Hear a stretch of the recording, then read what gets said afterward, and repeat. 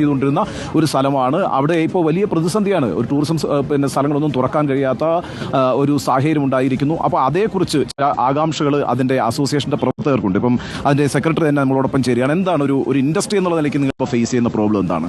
ഇപ്പോൾ നിരവധി ടൂറിസം കേന്ദ്രങ്ങൾ അടഞ്ഞു കിടക്കുകയാണ്. അതിനുമായി ബന്ധപ്പെട്ട് ഒരുപാട് ടൂറിസ്റ്റുകൾ വയനാട്ടിലേക്ക് വരാതിരിക്കുന്നുണ്ട്. പിന്നെ വയനാട് മൊത്തത്തിൽ തകർന്നു എന്ന പ്രചരണം ഉണ്ടായത് ഭാഗമായി വയനാട്ടിലേക്ക് ആളുകൾ വരുന്നതിന് കുറച്ച് വിമുഖത കാണിക്കുന്നുണ്ട്. ഇപ്പോൾ ഒരു ടൂറിസ്റ്റുകൾ വയനാട്ടിലേക്ക് വരുന്ന സമയത്ത് ആ വീട്ടിൽ നിന്ന് തന്നെ മുടക്കുന്നു എന്നുള്ള തരത്തിലൊക്കെ വന്നിട്ടുണ്ട്.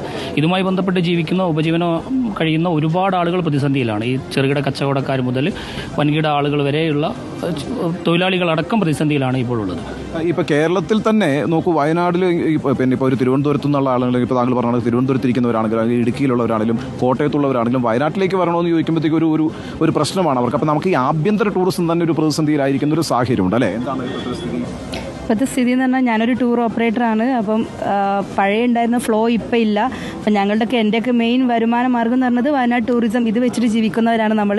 അപ്പം ആളുകൾ വിളിക്കുമ്പം വയനാട് എന്നുള്ള ഒരു പേരിനാണ് മൊത്തം ബാധിച്ചിരിക്കുന്നത്. പക്ഷേ മുണ്ടക്കൈ ആ ഒരു ചൂരൽമല ആ രണ്ട് സ്ഥലം മാത്രം പറയുന്നതിന് പകരം ആളുകൾ വയനാടിനെ മൊത്തം പറയുന്ന ഒരു സ്ഥിതിയിലേക്കാണ് വന്നുകൊണ്ടിരിക്കുന്നത്. അപ്പോൾ നമുക്കത് വളരെ വിഷമമുണ്ടാക്കുന്ന കാര്യമാണ്. ഈ കണ്ട ഞാനടക്കമുള്ള ഇത്രയും ജനങ്ങളെല്ലാവരും ടൂറിസം ഇത് വെച്ച് ജീവിക്കുന്ന ആളുകളാണ്. അപ്പം ടൂറിസം എത്രയും പെട്ടെന്ന് തിരിച്ചു വരണമെന്നാണ്.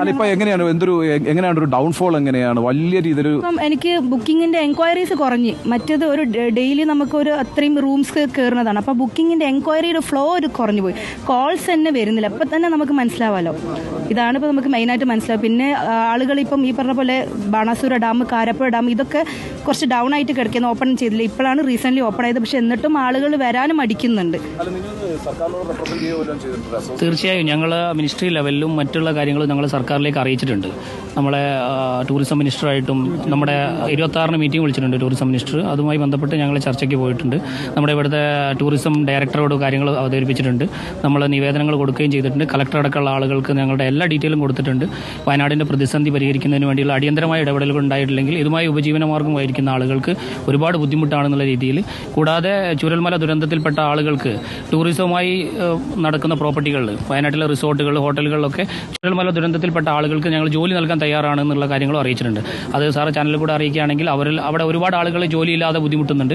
അതിൽ ഞങ്ങൾ പരിഹരിക്കാനും ഞങ്ങൾ തയ്യാറാണ്. അവരെയും അക്കോമഡേറ്റ് ചെയ്യാൻ തയ്യാറാണ്. പക്ഷേ ടൂറിസം ഉണർന്നാൽ മാത്രമേ നമുക്ക് അവർക്ക് ഒരു ജോലി നൽകാനും മറ്റും സാധിക്കുകയുള്ളൂ. വളരെ പ്രധാനപ്പെട്ട ഒരു പ്രഖ്യാപനമാണ് ഈ അസോസിയേഷൻ സെക്രട്ടറി തന്നെ പറയുന്നത്. അത് വലിയ പ്രതീക്ഷ നൽകുന്ന ഒരു ഇനിഷ്യേറ്റീവാണ്. നോക്കൂ, ഈ പറഞ്ഞ ദുരന്തം സംഭവിച്ച മേഖലകളിലെ ജനങ്ങളെ കൂടി അക്കോമഡേറ്റ് ചെയ്തുകൊണ്ട് അവർ കൂടി തൊഴിലവസരം നൽകിക്കൊണ്ട് മുന്നോട്ട് പോകാൻ കഴിയുമെന്നാണ് അവർക്ക് ആത്മവിശ്വാസമുള്ളത്. അപ്പോൾ ടൂറിസം സെക്ടറിൽ സർക്കാർ അടിയന്തരമായി ഇടപെടേണ്ടതുണ്ട്.